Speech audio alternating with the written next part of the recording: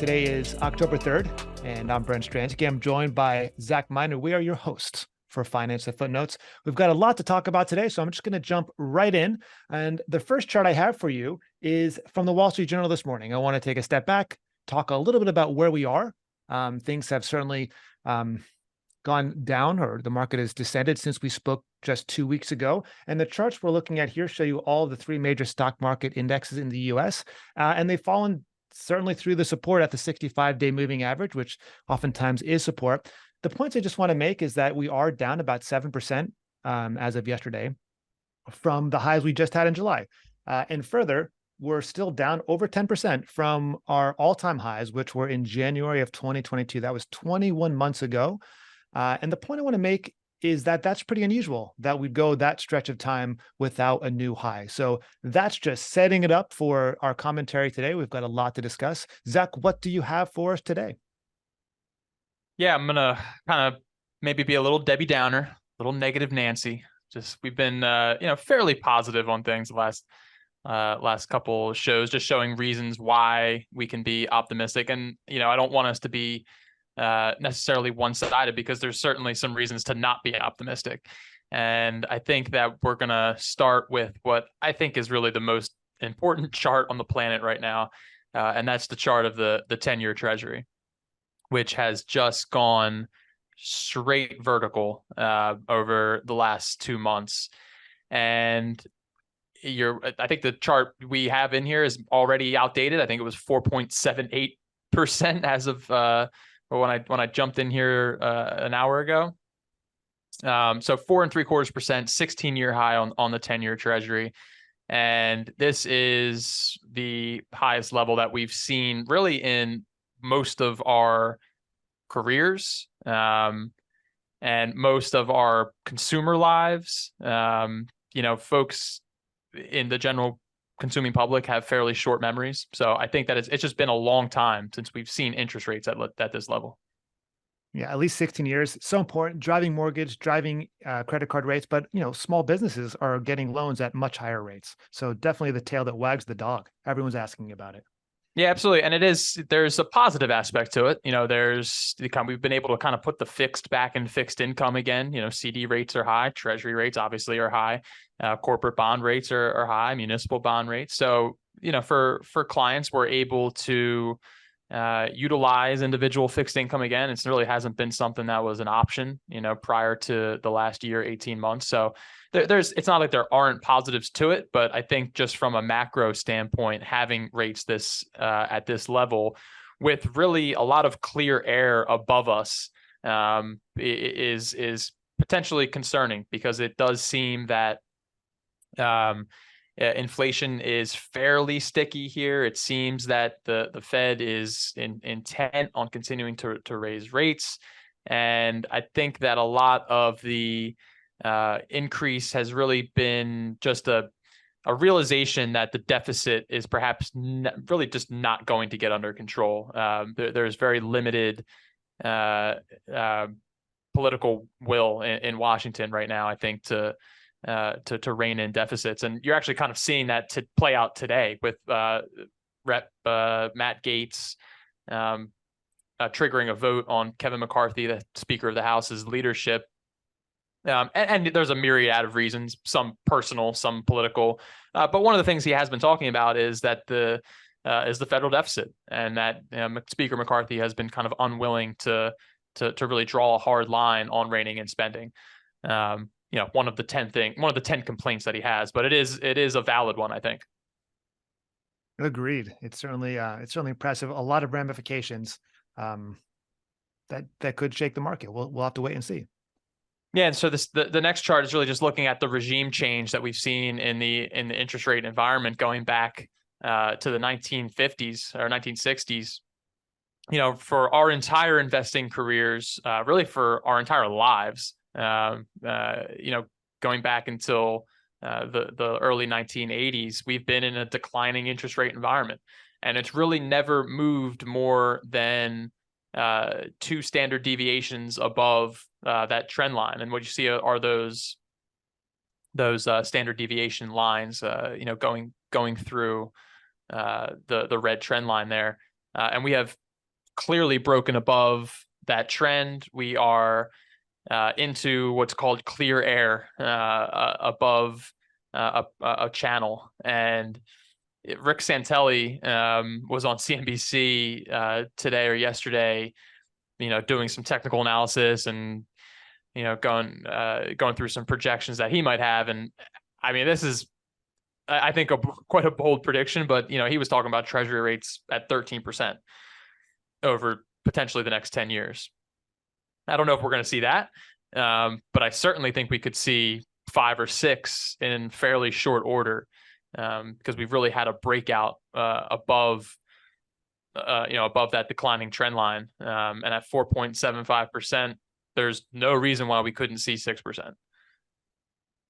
Yeah, very interesting. I'm just trying to think of the former Treasury Secretary under the Obama administration came out and he's in the Wall Street Journal last week and said that he expects that interest rates at the 10-year could average 4.75% over the next 10 years. So, you got to pick your prognosticator, as they say. No one says that. I say that. Yeah, no one says that. Absolutely. And, we've had some carnage as a result of that in the fixed income market. And if you look at the total drawdown in the ultra long duration US Treasuries, so this is 30 plus year duration Treasuries, the drawdown has exceeded now the stock market peak to trough crash during the great financial crisis, down 55+% on the ultra long duration Treasuries, going back to October or August of 2020 through October of 2023.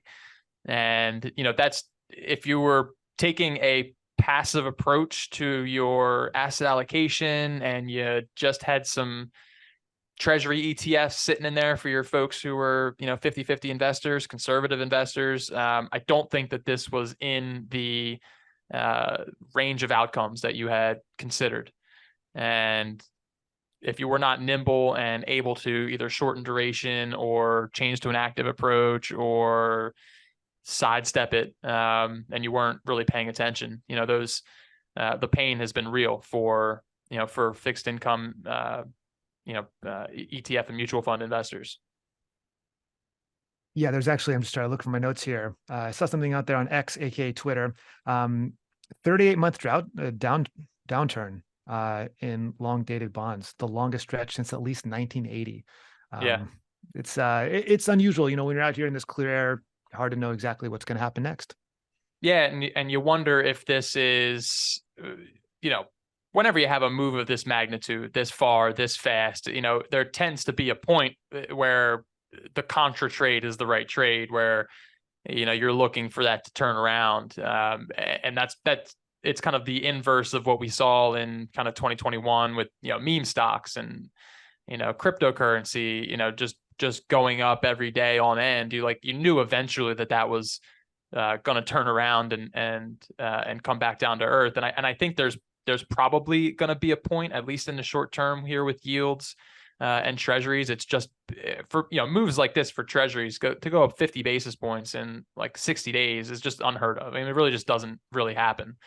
And so you kind of think that at some point, that's going to at least have a short-term pause. But the data points that we keep getting in, just today, I mean, the jobs market, open jobs, there's still 9 million open jobs. Unemployment rate still extremely low, which is, to add some background, that's maybe 1.5 or 2 jobs available per job seeker. It's very unusual. It's extremely unusual. So you wonder that, is that just going to kind of continue to fuel the fire on yields, and continue to send them higher? And the market is not prepared, not priced in a 6% 10-year treasury rate, right? That is not priced into equity markets in any way. You're maybe seeing it in the last couple of days start to filter its way in. The market's down pretty significantly today. We're in a couple weeks here where we've seen quite a few red days. So you're maybe starting to see that make its way into the expectations, for these yields to really start to creep higher than 5.5%. And I think for the most part, the market had accepted, fairly high, interest rates, higher than we were used to, 3-4% at for a year or two. But 6+, 5+, that's not priced in. Yes, And that not kind of, priced in. and that goes to the next chart. When you look at the NASDAQ versus, the 10-year treasury, treasury on the left-hand side, NASDAQ on the right. But, this is a wide open jaws that's going to be closed one way or the other. And that's either by falling yields or falling NASDAQ prices. You typically with tech stocks, lots of future cash flows, highly dependent on what your discount rate is back to the present, pretty interest rate sensitive stuff there. And you just saw a complete decoupling, in March of this year, where the NASDAQ has been quite resilient in the face of the rising yields and falling treasury prices, which has been surprising to me, and I think to a lot of observers who kind of expected that correlation to continue. I think that there was just so much pulling forward of these rate cuts. It was viewed as such a temporary phenomenon that these rates were going to come back in, that inflation was under control, that rates were going to be cut here in 2024, and it was just going to get back to normal. And so I think that it was just holding those prices up there. And I think that narrative is starting to change. I think you're just starting to think like, maybe they're not, maybe they're really not going to kind of come back down here in the next 12 to 18, 24 months.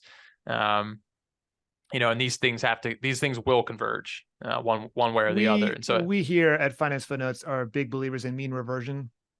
So it's only a matter of time, I think. Yeah, I never want to say the word will, right? You never will converge. I mean, they should converge, right? We don't never want to say will. Anything will happen in these. Sorry, compliance. Yeah, in these markets. But that's certainly a big divergence, from a fairly tightly correlated, set of indicators. And the real world economic impact of these rising yields is kind of shown on the next slide here, where we were, given a preview into this earlier in the year with the kind of bank failures that we saw with SVB and Signature Bank, that they just had massive holes in their balance sheet due to a decline, unrealized losses on their treasury security portfolio, their bond portfolios.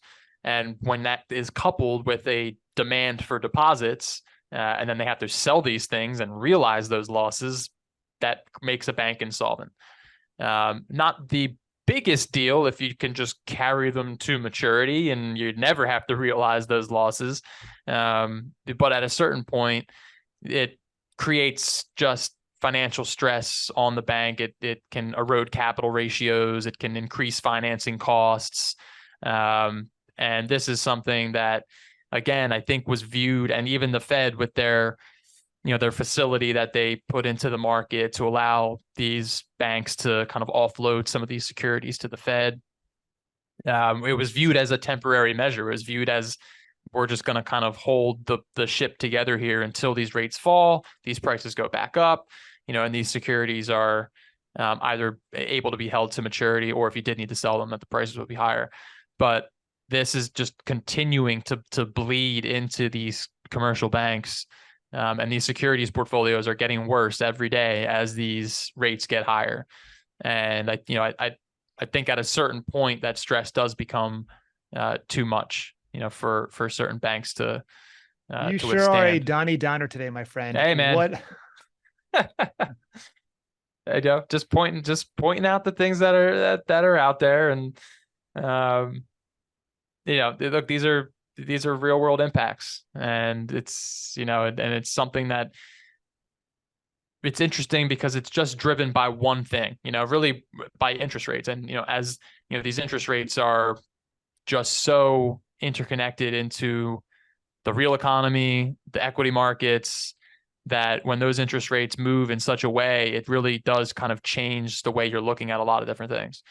And I think that one thing that is driving it, as some folks that have in Washington have been pointing out is that our deficits are just completely out of control, and they are out of step with the norm in history. So typically when you see these, very large budget deficits as a percent of GDP, almost reaching 10% or more, they typically happen when there's periods of economic stress, high unemployment rates. The government steps in, spends a bunch of money on programs and liquidity injections and things like that to kind of rescue the economy. And what we're seeing right now is kind of the complete opposite of that. We're really seeing these budget deficits occur in an environment where unemployment is at near the all-time lows, and it is a very different type of environment for to be running these deficits. And I think that there's just no indication that that's going to change. We're in the budget battle right now, but there's very few people who are thinking that this deficit's going to shrink, especially in this budget upcoming, and for the ones in the near to intermediate future. I think we're projected to have 40 trillion of debt by 2026, right? It's not too many 2 years down the road here, running $2 trillion plus deficits. So I think that this is just fueling those yields going up, because we're in an environment now where there's no QE. I think QE distorted a lot of things. Quantitative easing just distorted a lot of things in the market. And now the market is telling the government and telling market participants with these yields going up that you can't keep doing this. I think it's a natural market mechanism. As you're issuing all of this debt and running these deficits, you're going to have to pay more on it, right? The yields are going to go up. And I think that, QE kind of held these down for such a long time. And now it's roaring back into the thought process with a vengeance.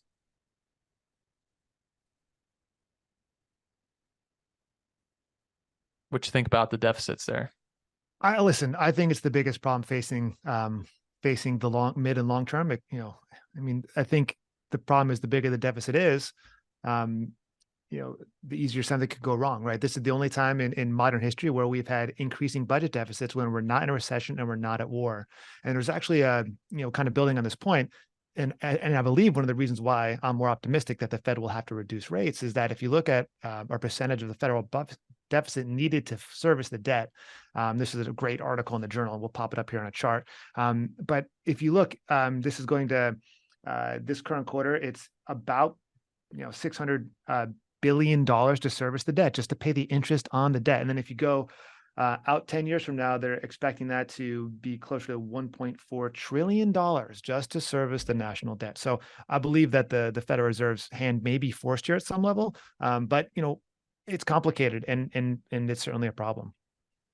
Right, and that's it's an interesting thing, because you look at that and will the Fed have to change their course and come in and just cut rates because there's a bloodbath going on, which is not what you want, right? That's not why you want rates to get cut, but certainly possible.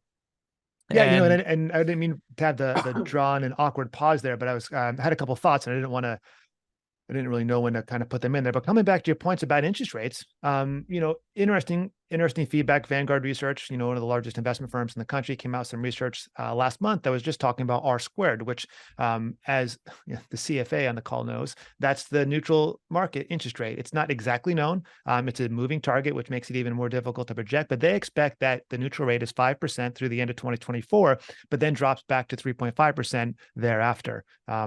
Maybe to our point 2 weeks ago that the Fed might have some dry powder to cut rates down the road. And that's what they're trying to do, right? That's where they're trying to get to. They want to be able to have that ammunition to then cut down into a neutral rate that is sustainable for the long term. A neutral rate at zero, there is a 0% neutral rate is not sustainable, right? You can't stay there. And I think just going from zero to their long run projections, you kind of have to go above it and then come down into it, I think. And I actually agree with that perspective. I agree with that approach. it's just creating a lot of dislocations in the meantime. And, these things, as we've heard several times before, the long and variable lag, right? The effects of what they're doing take a while to show up, and they're variable. They don't necessarily know exactly what's going to happen when they're making these moves. So, I don't blame them for doing what they're doing now. I think they started too late. They held rates at zero for too long, and there's all sorts of criticism that you can give them, but I tend to think what they're doing now is In the somewhat Fed's necessary. in the Fed's defense, exactly. In the Fed's defense, they're reactionary to what's going on in the government, right? They weren't the Yeah, ones who printed the trillions of dollars for COVID stimulus. They had to react to it. right. And, just to come to the defense of the Fed, which has maybe, stuck this soft, quote unquote, soft landing, we will see. But interesting feedback. Was it Ken Rogoff? He's a ex-head of the IMF. He's a current professor of economics at Harvard University. He was quoted 2 weeks ago as saying that he personally believes that the Fed is in the top 10% of their possible expectations for success for the current strategy. Now, everything's subject to change, but from today looking backwards, he believes they have to be in the top 10% of their hopes and dreams for what their policy is going to achieve when they started, 21 months ago, whenever it 100%. was. I totally agree with that. I mean, if you take a snapshot of what is going on, right? Where okay, the Fed funds rate is near 5%. The equity markets are only 10-15% below their highs. Unemployment is still relatively low. There's really no drastic economic pain that's happened yet. And you can forecast what you want, but I'm just saying a snapshot as of today. If you're the Fed and you're saying like what how has this how has this worked so far? They have to be happy with it, right? I mean, and inflation is now approaching hopefully 3-ish%. They have to be, like you said, in that top 10% of their scenarios, because it could be a lot worse, right? And they could have broken the equity markets by now. The inflation could have reaccelerated already. There's a lot of things that could have There's no already gone roadmap. wrong. There's no roadmap. We talked about it 2 weeks Yeah, ago that, we try to look at modern history, and even still, there's just such a small sample size on yeah, what could possibly work and everything. There's so many variables that, like you said, I believe it's the top hope of expectations. We'll just have to see what happens. I think the market's going through an uncomfortable phase of repricing in the duration of these higher rates. We'll see if they're right. That's yeah. the timing of it all. The Fed's hacking their way through the jungle with machetes, right? There's no path, there's no map, there's no historical context that they can really look to come out of a period of zero rates for 10 years, drastic COVID stimulus, 40% increase in money supply, right? I mean, these things are unprecedented, and And there's not to mention, you've got no this playbook. the spendy Congress. I mean, like your chart here just depicted. They have to sell the treasuries to create the cash to fund the Yeah, government. And I think that could be the unspoken reason why treasury rates are going up. There's just so much supply of treasuries. yeah, There's only so much demand for them domestically and internationally, but you've got this huge pool of funds that are available, treasuries that are available for purchase. And as there's more supply, rates would increase to attract new buyers into the market. yeah. And I think that with the Fed no longer buying things, right? They're selling things or allowing things to roll off their balance sheet. The market is really setting those rates at a lot more of a natural environment than it is kind of used to in the last decade plus.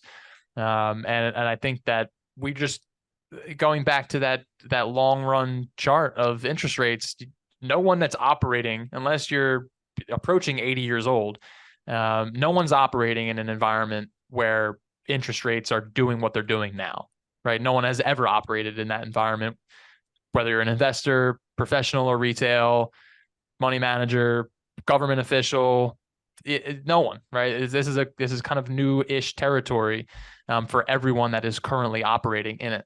And that on one hand, that is pretty concerning, right? Because everyone's kind of flying blind and hoping that they're making the right decisions. On the other hand, it's very difficult to make historical comparisons, and so that you don't necessarily know, when you're making these forecasts, what exactly you're looking at historically. So I got two more pieces of bad news for you, and then I'll turn it over to you. You'll pick us back up. But the first one is just looking at that excess pandemic savings, and I like this chart because we looked at this a few times, but we looked at it on an aggregate level, right? We looked at it really at the economy as a whole, and there was still some excess pandemic savings.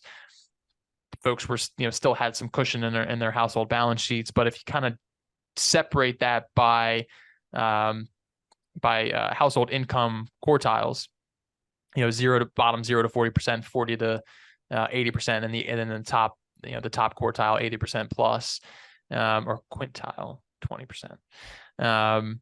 It's really just the top 20% that has excess savings left. The rest of the 80% of households are actually kind of below their pre-pandemic levels. That not only have they spent all of that excess savings, they are now dipping into savings that they had prior to that, right?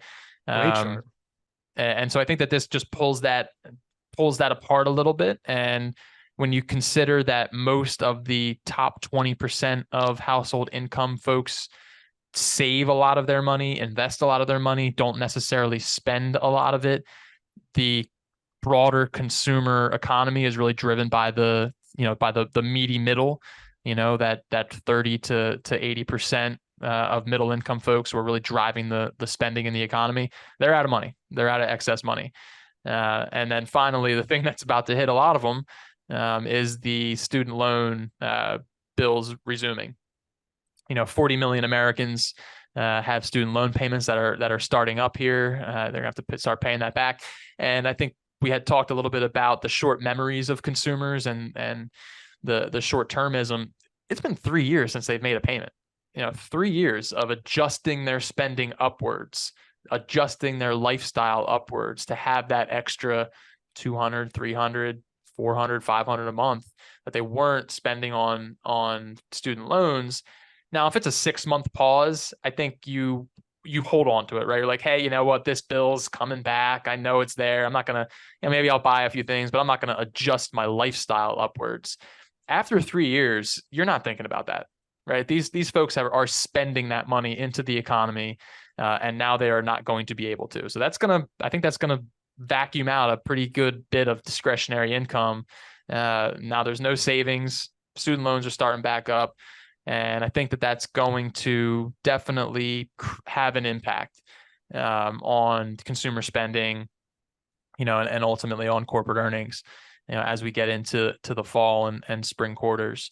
The one good thing is that these numbers, outstanding student loan balances are skewed to the upside, where the 7% of folks who have 100,000 plus in student loans, the 18% who have 40,000 to 100,000, that's a lot of the balance is in those relatively small number of people that have those $2,000 a month payments, right? Most people, 53% of borrowers, owe less than 20K. And if you owe less than 20K, your payment's not more than 200, 300 a month. And look, I don't want to diminish or downplay what 200 or 300 bucks a month does for a lot of households. That's certainly meaningful and impactful. But I also don't think it's going to send a large number of households into a spiral. But it is going to have an effect on just discretionary income. So couple Do you more have any pieces of student loans consumer left? news. I do Yeah. have it, and I have no. I've refinanced. I want to say it's 2.5% or something like that. So Yeah, I don't know. It comes out every month. I've just been paying. It's private, so there was no deferments or stoppage in my payments for the last I 3 was years. once part of that 7% with above 100,000, and I've got a year left, and then that rolls off my balance sheet for the grad degree.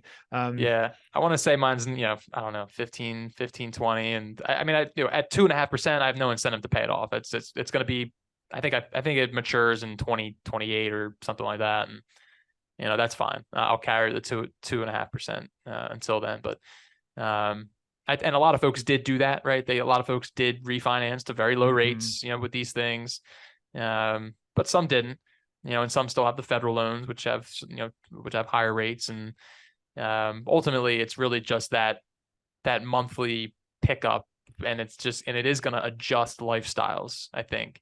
for a lot of folks who have already adjusted their lifestyle for the stopping of the stimulus payments, for the excess pandemic savings, right? All of those things have already kind of rolled off, and we've kind of seen that their spending has maintained, or folks are like drastically trying to keep that pandemic era lifestyle that they've had the last 3 years and spending that money into the economy. But this might be that one last thing that just pulls that last couple $100 of discretionary income, out of the bank accounts, and it goes back to this. Well, after your Donnie Downer slides here, which are all relevant, right? I think these are the reasons why, or many of the reasons why, the market has been repricing over the last 6 weeks, right, from its highs in July. So I guess it falls on my shoulders to try to find some. Your first one's not is not good. I know. I'm going to skip it. I can't possibly put our viewers and clients through another negative slide, so I'm going to skip it. But I am going to take a step back here. I'm going to share some optimistic notes here, I hope. The first slide, maybe we'll just skip it. Just the dollar, there's been dollar strength. It keeps inflation down. It helps drive up treasuries. Next slide. Boom. Don't look. This is a quiz. This goes back to our points on interest rates. I think that's where we spent most of our time already today. Obviously, interest rates, looks like a relentless march to 5%. It seems so strange to us. Pop quiz, maybe you already saw this. And we want to be careful about historical examples, of course, but this is an example where we have an obscene amount of data.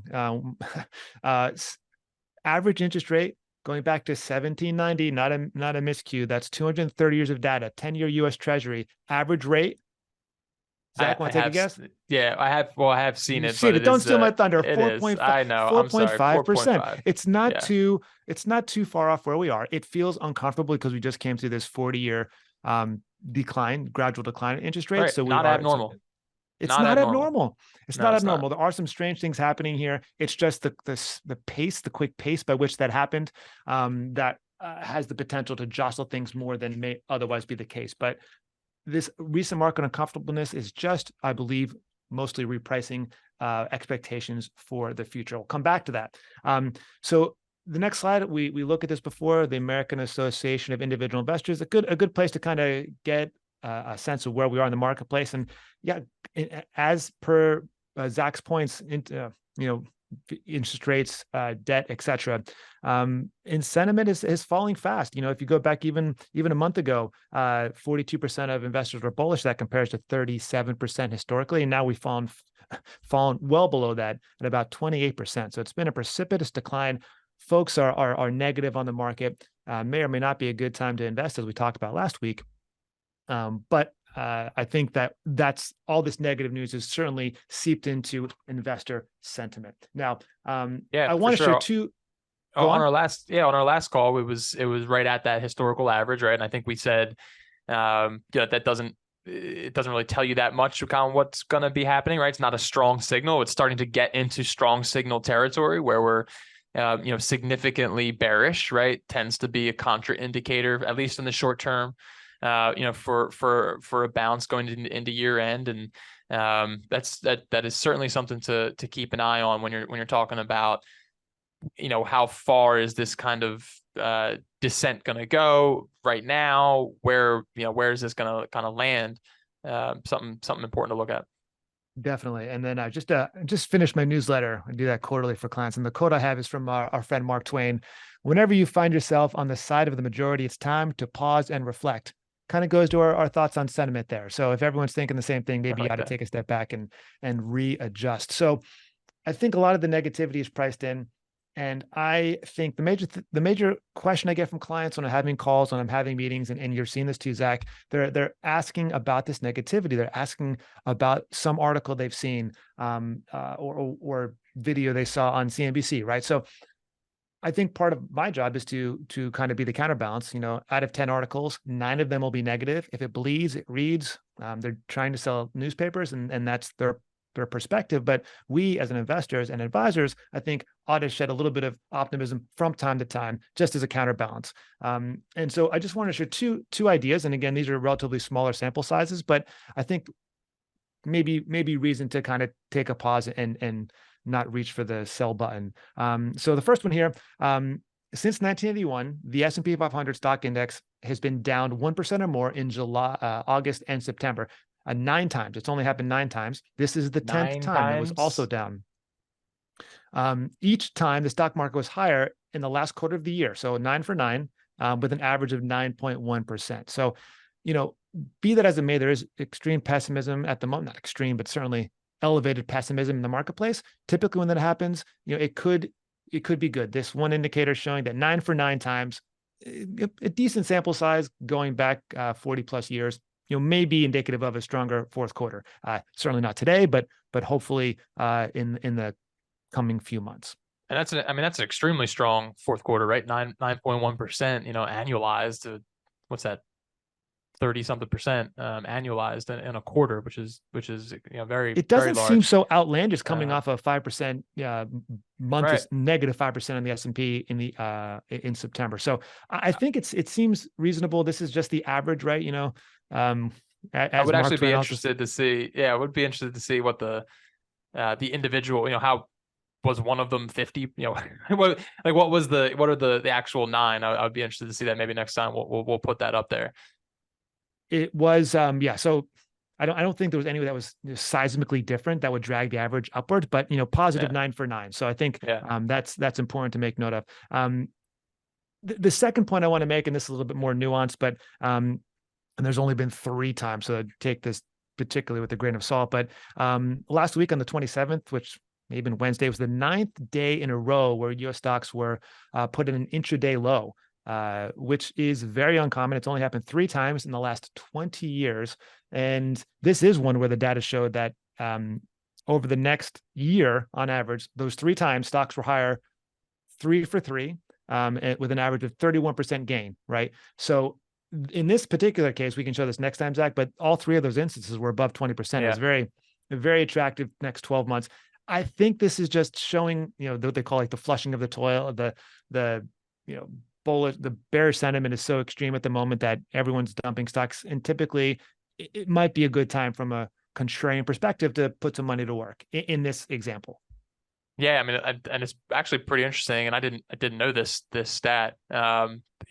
Only happened 3 times through COVID, through the great financial crisis, through 2011, through the Greek debt crisis. It's pretty interesting that only 3 of those it's only happened 3 times. We've had 9-day intraday lows. Pretty interesting. Pretty interesting. This is the type of cutting edge data we're bringing here on Finance Footnotes, Absolutely. right? Just a couple levels down. All right. So a couple reasons to be optimistic. I wanted to share with you, take a step back and just kind of show what I believe is an investor axiom, right? I think it's a lesson that we can learn, about when the appropriate time is, or what the appropriate holding time is for an investment. So the next slide here, I'm going to share 2 examples. Okay. And this is something I think we can, just try to learn from in the long term. This is an article from the Wall Street Journal last week, and it was talking about Daniel Loeb. He's a very successful hedge fund manager on Wall Street, not a name that the viewing audience probably knows. I know you know him, Zach. He's ultra successful. And, I have highlighted here on the page a couple points. So he manages $12 billion, an obscene amount of money. He manages the hedge fund. That's for, ultra wealthy, typically accredited investors. And, he expected interest rates to take a bite out of the economy this year. And so he turned very bearish, very negative on the market, and missed out completely on the rally that happened through July. And this is compounding his error. It says here that he was stepping away from tech stock. So in particular, he kind of got it doubly wrong. He underperformed in 2022 by a significant amount as well, highlighted here in the article. So here's one of the most successful people on Wall Street getting the timing wrong. So turning from a name you probably haven't heard of to a name you probably have heard of. On the next slide here, I have an example from Michael Burry. Zach, have you watched the show The Big Short, the movie The Big Of Short with course. Christian Bale? Of course. Of course. Seen it. It's famous. So I have a picture of Christian Bale. He plays Michael Burry. Michael Burry. Whenever I feel myself too bullish, I put on The Big Short just to make sure I'm in check, It's good to have a balance in all things, right? So this movie's popular. Maybe it's 10 years old. I don't remember, but he's famous because he was betting against the housing market. And we talked about him before, just before it went down. He was a little early to that trade. But now he's famous. He also runs a hedge fund. And he's got a huge following on X or Twitter or elsewhere. And and I get calls about this more than anything else. So about him, I mean, more than anything else. So over the last 4 years, this is according to the Wall Street Journal last month, over the last 4 years, he's made 5 dire predictions the market was about to crash. And each time he was wrong. Okay. More damning is that if you bought stocks when he said that the crisis was impending, you would have been up an annualized 34% over the next 6 months. So each of those 5 times, if you put money to work, you would have averaged annualized 34%. Just incredible. The point I want to make here is that he's very smart. He has better tools. So does Daniel Loeb. They have better tools. They're very, very smart people. They're smarter than who we're reading about in the newspapers. They're smarter than me, maybe even smarter than you, Zach. I don't know.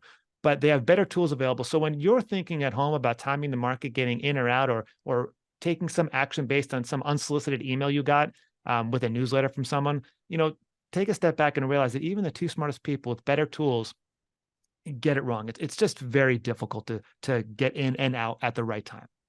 Yeah, there's a quote that I'll butcher, and I don't remember who it was from, but getting the market right is extremely difficult, and getting the market right at the right time is near impossible, right? To be able to make those decisions at the right time over a full market cycle is nearly impossible. And I think that part of the psychology of folks like Burry and others who have had really big right calls, right time, right calls, right, is that it kind of sticks in your head that you can get it right. I mean, you've kind of proven that you can, so then you think that you can in the future, but then also that whatever your preferred thing was, whether either you called the top in 2008 or you called the bottom in 2009 or whatever it might have been, you're always looking for that thing again. It's like, so what is the thing, where's the next crash coming, or when's the next great buying opportunity coming, because that's what I saw before, and so I can see it again. Even if Michael Burry is right the next time, that means he's right 1 of 6 times. It's 17% of the time you're accurate. I mean, you wouldn't go to a soothsayer, right. You want to go to a tarot card reader if they're right 1 in 6 times. I mean, it's almost like it's almost worse than random chance.